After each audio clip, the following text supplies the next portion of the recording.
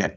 The recording is on, colleagues. Firstly, I'd like to welcome you all to this online compulsory briefing session for the Vaal University of Technology. Project is for the renovation of Block C laboratories, bid tender number PU7215/084. So this is the project for the renovations of Block C laboratories, bid tender number PU7215/084, and the project is for the Vaal University of Technology. Colleagues, if you are not here for this project, then you're welcome to leave if need be. Colleagues, my name is Tsapo Mampuru. I'm a contracts manager at Pelco SA, and I will be facilitating this session as well as facilitating the tender process going forward. So I will go through the bid document, but not each page. I'll touch on the highlights of each aspects. And then from there also, I am joined on the session by my colleague from VUT, Mr. Francois Yube. We'll also touch on the scope of work, the evaluation criteria, and etc. etc. I'm also joined by my colleagues from a PERCO perspective, Potisa Makono, who's in the session, and Mushra Makoli. So, colleagues, again, we're not going to go through each page, but just to touch on the highlights. So, starting with the front page, which is where you need to complete your details, and also the price offer right at the bottom. Colleagues, there is a BOQ that you need to download when you purchase the document coupled with the tender document. That BOQ, colleagues, speaks also to this price offer. So these two aspects must be interlinked. So yes, complete the BOQ in full, but also complete the price offer here in this bid document as well. So there must be correlation between the two. Page 2 is a table of contents, won't go into that. Page 3, again, it's some tender data that speaks again about the tender number, the projects, and so forth. So 5 GB or higher is what's required for you to be able to participate in this tender. That's the CIDB grading. We are currently in an online compulsory tender briefing session taking place using Microsoft Teams. The link was in the advert. The link is also in the tender document as well, colleagues, for you to join. The bid document is available after this session if you have not already purchased the bid document at a fee of 1150 via the PERCO SA website, colleagues. So that is the tender fee, and to obtain the document, you need to obviously make payment for that tender document. The colleagues, in terms of payment for the document, it's all online using PayFast. So what you'll do is you'll go onto the actual tender page of PERCO SA, where you see many tenders that we're currently running at the moment, and then you'll click on a specific tender. In this case, will be renovations of Block C laboratories. Once you click on it, it takes you to a payment portal called PayFast. From there, you follow the process, etc., etc. So essentially, it is an EFT payment. You'll see as you go through the process, you'll be required to go to your bank and log in and make payments and so forth and so forth. So all those is part and parcel of the process. Again, colleagues, it's not to say your banking page is now loaded on the website and the website is loaded on your banking page. No, it's just an interface. But of course, with all the unique reference numbers for us to verify the payment. It's literally, colleagues, a 5-second process. Once you've made payment for the tender document, it will be available to you immediately, in the sense that you'll be redirected onto the PERCO SA website to download the document. So no cash payments for this bid document. The tender is closing on the 20th of June, 2022 at 23:59. Colleagues, it's an online submission using the PERCO SA portal. You will see again that there is a link in this bid document that allows you to obviously go and submit. So after the session, I do plead with you to go back and click on the link and make sure that you're able to access that portal. You're able to access that portal between now and the closing date of the tender. So you're able even to start submitting from now. If you need to go back, change documents, resubmit documents, delete documents, you're able to do that between now and the closing time and date of this tender. We don't have access to that page. Only you as the bidder have respective access to your own individual pages, because you'll obviously be required to log in and so forth and so forth. So please make sure you familiarize yourself with the submission portal. Online, colleagues, yes, our ICT team will be on standby to assist. But of course, colleagues, we do urge you to please be cognizant of the timelines. Again, as an example, colleagues, I do state that the tender is closing on the 20th of June at 23:59. If you contact us at 8 o'clock on the 20th of June, as an example, then nobody will be able to assist you. So please go now and check all those aspects. Colleagues, this is an online compulsory briefing session. The way we're going to verify attendance of this session, colleagues, is that you need to insert your company details into the chat box that's in this Teams. So the onus is on you to ensure that indeed you ensure that we're able to verify your attendance of this session via the chat box. So please go complete your contact details, your company details, contact name, email, and so forth. We will capture it and make sure that indeed we verify your attendance of this session accordingly, colleagues. So please take note of that. Colleagues, from a contact person perspective, please, all contacts regarding this project must go via the Percocet office through myself. My email address is in there, tepo.mambu@percocet.co.za. Please do not contact the university in any way in this regard, colleagues. So please just make sure you play within the rules. Everything must go through the Percocet website. Of course, the answers that needs to be given will be in collaboration with VUT. It won't be answers that obviously Perco is giving, especially those of a technical nature. It will be more, from a VUT perspective. But communication centralized around the Percocet office and the email addresses there. Validity of the tender is 90 days, so that's included there. These are just clauses of the document, colleagues. I won't go through each, as I said. The onus is you need to go read and understand each of these clauses. Colleagues, linked to this process is obviously that on the date with the tender closes, there will be an opening session. This is a link to attend that opening session. This is where the submissions actually received will be read out. No pricing or anything like that. We're just reading out the names so that colleagues can know who submitted. It is not a compulsory session, so you won't be disqualified or not allowed to participate in the contract or tender if ever you have not attended that session. But it's just to be there so that if you want to know who submitted, you're able to do that. Again, communication centralizes on myself. I won't go through that. And goes all the way. Closing date again, emphasize validity of 90 days. And opening session of the bids and so forth. Clause F.3.18 speaks about the Percocet service fee, colleagues. Percocet is a consortium for the higher education sector. It is owned by all 26 public universities in the country, including the Vaal University of Technology. They are shareholders in the business and they direct the vision and direction of the business, accordingly. So it's by no means an outsourced service. It's a collaborative effort because for various reasons, VT Mencom, Perco Executive have agreed that we should assist them in all these projects.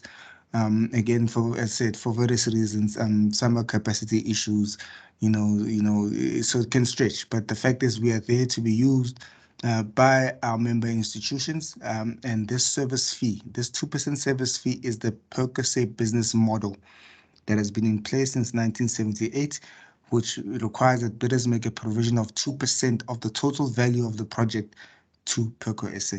So in essence, on a monthly basis, the awarded bidder will be required to send a sales report or a payment schedule in terms of how they've been paid by the university, and our finance team will accordingly invoice 2% of that service fee.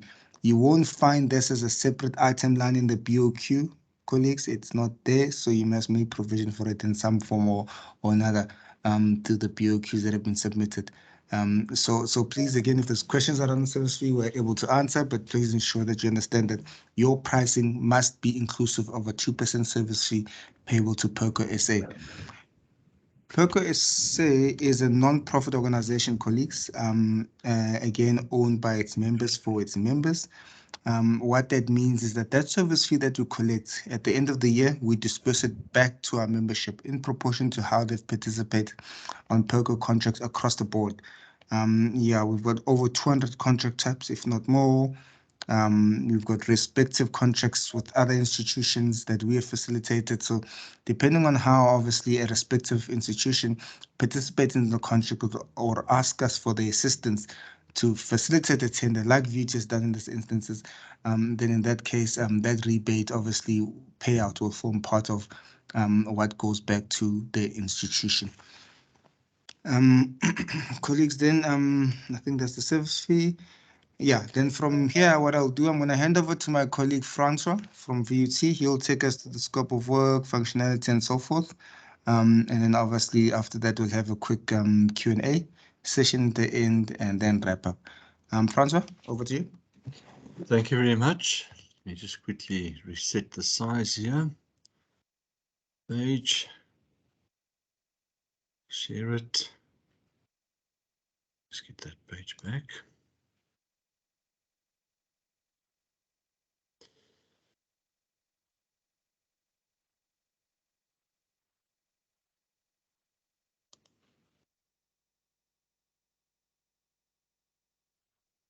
You winning the Francois? Okay.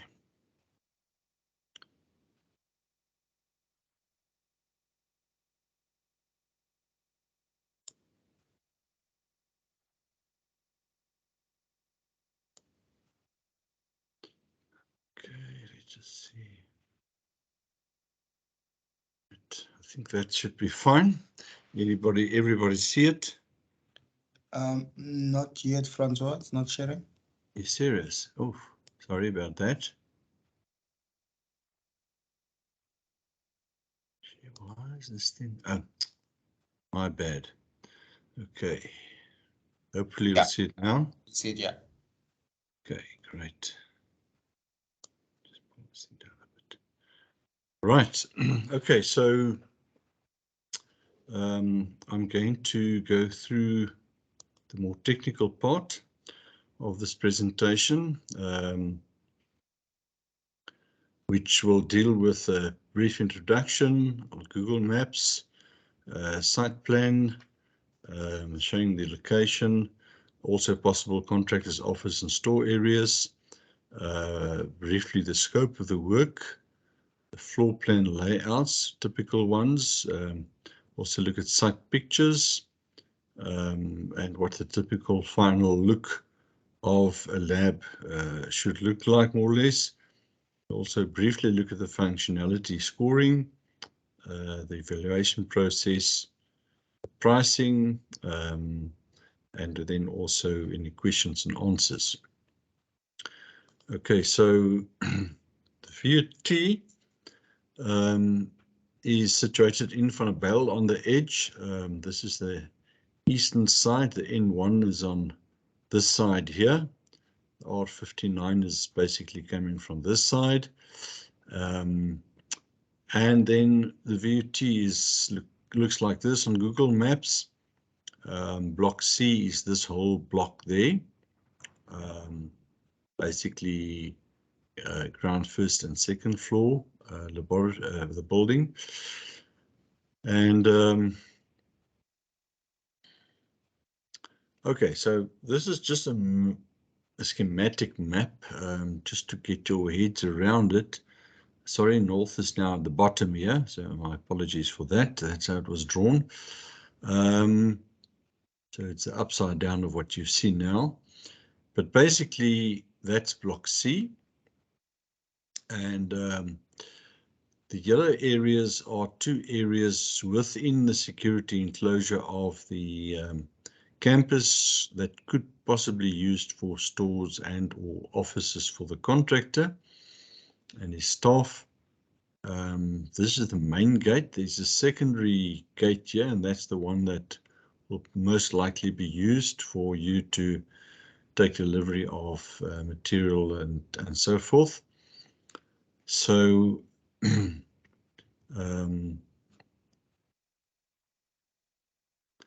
okay, in terms of the scope, the respective laboratories is not the complete building. We look at now at how many laboratories there are. It includes the full refurbishment of the spaces that is proposed, and includes finishes, fittings and fixtures, equipment, and services such as mechanical, electrical, and plumbing services. And the works completion is expected to be 9 months. So we've got basically 4 laboratories. You'll see here is laboratory C210, 209, 207, 205, and 206. And in between there are storeroom areas, also areas for staff to work in. There's also staff offices located on the edges. And then let's go to the next one. Okay, this is on 1 floor below, C108, so that's first floor. It's basically an area for students, I think it's postgrad students that work, and this area will also be upgraded along with a storeroom adjacent to it, in terms of finishings, etc. Right. This is typical laboratory photo. You can see the timber benches, steel cupboards. In the center, you've got all your gas and electrical appliances to plug into, etc. And then there's also drainage running underneath these.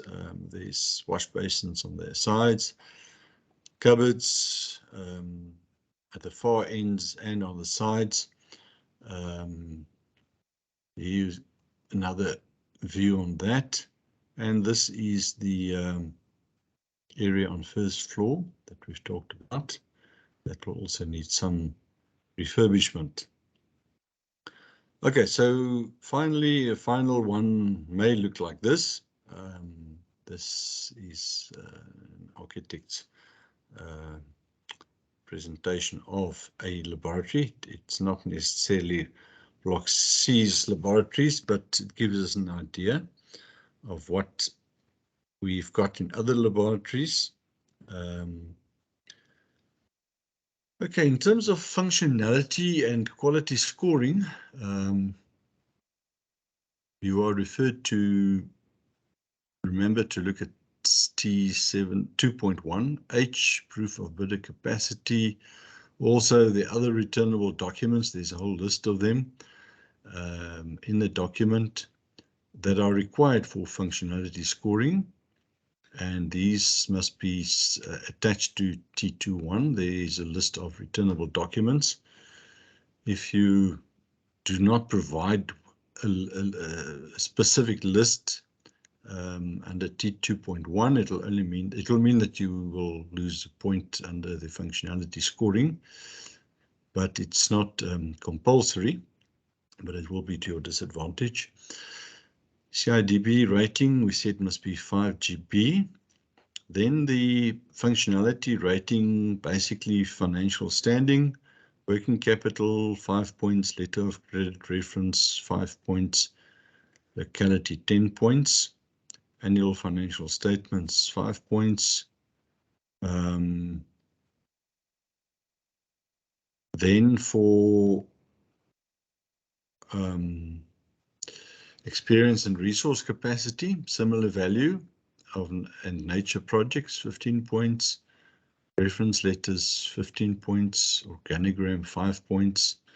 Schedule of subcontractors, 5 points. CV of key staff and contactable references, 15 points. Technical approach and methodology. Project-specific method statement, so 10 points. So please don't just give a total generic one that doesn't speak to this project. Try and put a little bit of effort into it to get those 10 points. Detailed trade program and critical path, 5 points. And then your health and safety compliance is 5 points. So Tsepo will probably take a quick peek at the functionality scoring.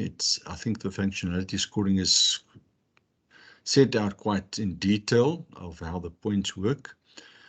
For this one, important, take note, minimum of 70 points is required. So we want to make sure that you've got the capability to provide laboratory services. It is not just any building. It's a bit more specialized than normal buildings, so that your experience, so forth, hopefully, if you have on that side with the laboratories, will help you to get those 70 points. Right, and then on the evaluation process, I've touched on the returnable documents, part T2.1, very important for functionality scoring. Mandatory returnable documents, those are the critical ones, part T2.2.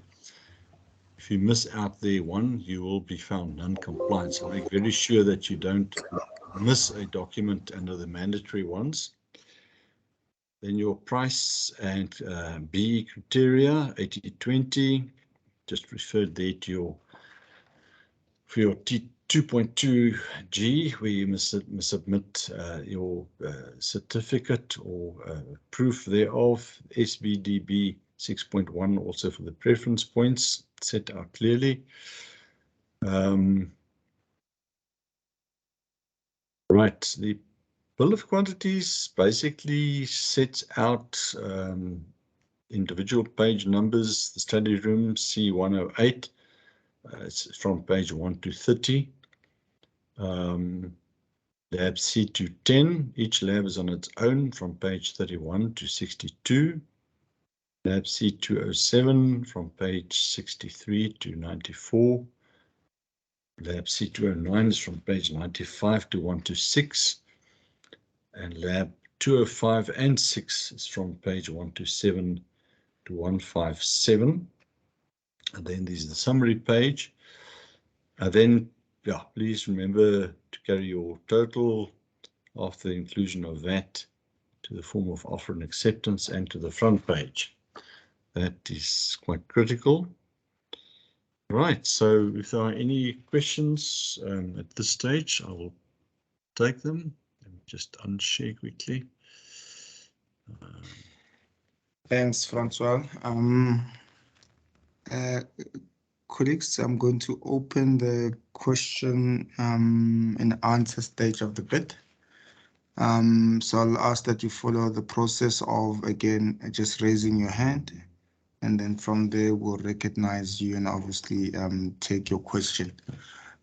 Whilst again, you're still thinking about the questions, colleagues, please, again, it's a reminder to please just on the chat box include your company details there, name, surname, email address, which is going to be used for verification of this bid. So please continue to complete those chat boxes. Francois? Yeah, just a quick reminder. I'm not sure if there was any people who joined after you did your initial discussion of the document, but for those who may have joined later on, please have a look at that clause F318, which deals with a 2% payment for PERCO services. Make sure that you understand that that 2% will be deducted or equivalent amount of 2% of each payment certificate that you submit must be paid to PERCO. That money comes from you, from the tender, from the contractor. So you must work that into your pricing. Otherwise, it's going to come out of your pocket, which will be very painful. So make sure that you do include that. There is not a separate item in the bill of quantities for that. That's how PERCO does it. And yeah, just take note of that.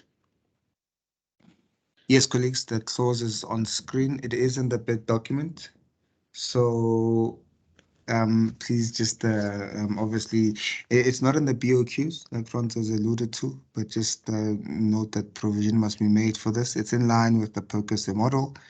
Any tenders that are run through the PERCO office will have this similar clause in there. And as I said, it's an organization that's been around since 1978. We are owned by the 26 public universities. It's by no means not an outside organization. And just to share with you, like I've shared with the other bits that we did this morning, Purpose is a non-profit organization. So whatever we collect, we must disperse back to the members. So we do that every year. Relative to how VUT obviously makes use of our services and also our contracts. So again, it's something that obviously, just so you're aware of, that provision must be made in your pricing for this 2% service fee. Colleagues, again, while you're thinking about the questions, just to add again the element of, because obviously you will be coming in with different types of proposals, be a joint venture, be a subcontracting, be a consortium, partnership, etc. Just be cognizant again of that VUT is in the VAL area. Again, not to dictate how you submit your proposals, but elements such as localization do come up, especially with construction tenders. So we expect that at when you submit your bid, if you are going the subcontracting route, that you submit that with your bid. It's not something that's going to be discussed post award. I think use this time to if you're not from the VAL area, again, just obviously take note of that localization aspect. Or maybe local involvement aspect from a VT perspective. Again, in the absence of any set policy at this stage. Francois? Yeah, just something that came up with our other sessions today, and I'm sure it's the same requirement from the tenderers, Tsepo, that you will avail the functionality on the website as well for them to peruse and to make the decision whether they want to tender or not. Correct, Francois. Yeah, we're gonna do the same for this bit as well. Everything should be done by the close of business today. So colleagues, again, in all fairness, can assess and see if they still want to participate. All right, colleagues. Now to continue again with the question and answer stage of the session, please raise your hand should you have any questions, and we'll answer accordingly. As Tembiso, go ahead. Afternoon, colleagues. Just a bit of clarity there, Francois, on the compulsory documents, especially on the returnable schedules that will be used for risk assessment. On the schedule of proposed subcontractors, when we're submitting the bid, are we supposed to fill in that, or it's gonna be discussed once the tender is awarded? Thank you. Is the aspect of subcontracting? Yes, that one. No, it has to. It's coming with your bid. So we're not going to dictate to you who, if your questions around who you use for subcontracting and all those things. No, no, no. The onus is on you as the bidder. If you go in the subcontracting route, you have to make provision for that and already have a partner. Oh, okay. Yeah, Okay, no. yeah. Understood. We're leaving that to you to the bidders to make that happen. But just take note of it's the Valley area. Okay, so it's not compulsory for the contractor to subcontract maybe 30% of the awarded tender to the local subcontractors. It's not a mandatory requirement. It's Okay, not no, thank you. not for the value of this bid, no. Okay, I'm clear on that, Mr. Tsepo. Thank you. Okay. If you just lower your hands, Tembiso, then. Any more questions, colleagues? Going once. You're not here too? Go ahead. You're not here to construction. Hi, you're not here to, you on mute.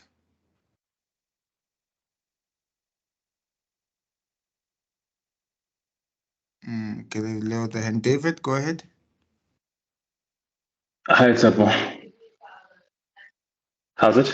Yes, sir. Go ahead. Yeah. Okay, you can hear me. Okay, perfect. I just wanted to know how we arrived at 5 GB as the grading for this, because if I'm looking at the drawings, I know I haven't looked at the BOQ, but if I'm looking at the drawings, majority of it is actually laboratory furniture, which in my mind doesn't necessarily then warrant the need for such a high CIDD grading for the provision of this works. Francois, you want to go for that? Yes, thank you. Well, we're also looking at a contractor that's got the financial capability to handle this, along with that equipment that must be bought, etc., Yes. for the subcontractors. So yes, we don't want a too small contractor. Right. So that's why. Okay, so just a question. If you have, and it's a selfish question because this is pertaining to me. If you have CIDB 4 and you can exhibit financial capability, will that be considered, or is it 5 and we're not negotiating? Yeah. No, it's a minimum of 5. Yeah, the ruling has been made. We can't Okay, change that. not a problem. Just wanted to understand. Yeah. All right, David. Okay, Thanks. cool. No problem. Sure. Thanks, David. Lincoln? Hi, good afternoon. I'd just like to find out, as per some of the site meetings on other projects there, the local business forum has been very vocal of their stance with regards to subcontract. And I know it's not compulsory, but what would the university be able to add to or give any protection in regards to, because that project is not going to go on without the local business forum. Yeah, Lincoln, yeah, you ask a very important key question. You know, hence, look, we had various discussions before actually going out on tender in terms of the position of the university with regards to all those aspects. And the direction was that, look, bidders will have to manage those issues on their own. Of course, I don't know if there is a forum. I'm not from the area. If there is a forum and all of those things, those dynamics are things that, you know, you be cognizant of them. And obviously, you do know the history of all these projects to say, look, if there's a way to manage it from a business perspective on your end, then you'll have to do it. But the university is not taking a position on that aspect. Okay. David Lincoln, I don't know if these are legacy hands. If they are, please lower them.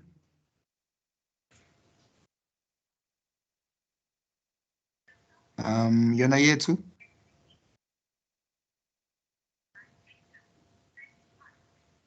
You're not yet. You're not on. You're unmuted, but we can't hear you.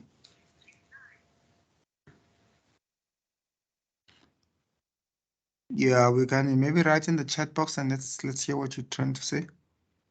We definitely cannot hear you.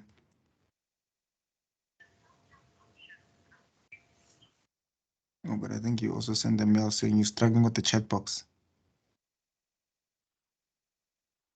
Okay, I'm not too sure what we're not yet. Yeah, colleagues. Colleagues, we can just mute your mics. Mute your mics. Yeah. So again, going again twice for the second round of questions. United, I'm noting your hand, but unfortunately, because we can't hear you, I have to proceed. And I think you indicated that you can't use the chat. So I'm not too sure how we are going to help you. Okay, colleagues, even after the session, you are able to ask further questions of clarity regarding this bid. Again, please send them to me. And obviously I'll centralize it and share it with VUT if need be for an appropriate answer. And obviously those questions and answers will be shared with everyone on this platform. Again, at some point, obviously look at how many people have bought and you know, and limit some of the discussions, but obviously we've got all your details and we'll endeavor to obviously share all those answers that have been given. Colleagues, again, when it comes to these aspects, if you send an email, you're not getting response, please again just follow up on that aspect. We will on our side obviously try to make sure to get to every email, but sometimes the email lands in junk mails and all of those things. We do check them. But of course, it's just an issue that on your side, there's also an element of responsibility. Because we want you to submit appropriate bits. Again, I'll repeat what I said in previous sessions, that I would actually want everyone to get at least to the price and triple B stage where they can compete. I'm not in the business of eliminating suppliers for the sake of eliminating. I really want everyone to obviously participate. Okay, so I'm just alluding to Yonayeto's hand. Yeah, I have received an email while I'm in this meeting that they are able to obviously hear the session. They're just unable to access the chat box for some reason or another. So we'll note that as the attendance. We'll deal with that internally. So Yonayeto, fine, we were sorted. Colleagues, before I go to close the session, Francois, any last bites? Thank you, Tsepo. From my side, all the best for the tenderers, and yeah, make sure, as we said, that you check carefully through, take time through your functionality, take time through the required documents, that 2.1 and 2.2. Make sure that you've got all that so that you don't shoot yourself in the foot. All the best. Thank you, Francois. Colleagues, on my side also is to wish you all the best as well. Again, hope to see all your proposals. Take note that the evaluation criteria and all of those things will be loaded on our website that you can easily access and view. If you obviously want to view that before buying the document, I think the team is working on that. Hopefully by close of business today, all of that will be up for you guys to peruse. But again, just to say, again, take time in submitting your proposals, understand how the submission process works. Like I said, you will have access to that. You already have access to that, to just, peruse and see how the submission actually works and so forth. Please, but if you have any difficulties, please let us know. But let us know in time, obviously, because we want to assist you to be able to submit the bid. But having said that, colleagues, thanks again for your time and enjoy the rest of your day. Thank you. Bye. Oh, colleagues, one more thing. Just in line with the other bits, I'm missing one thing, that 10 minutes, we will allow for 10 minutes after the briefing session. For colleagues, if they're still inputting their contact details in the chat box. Thank you. Bye.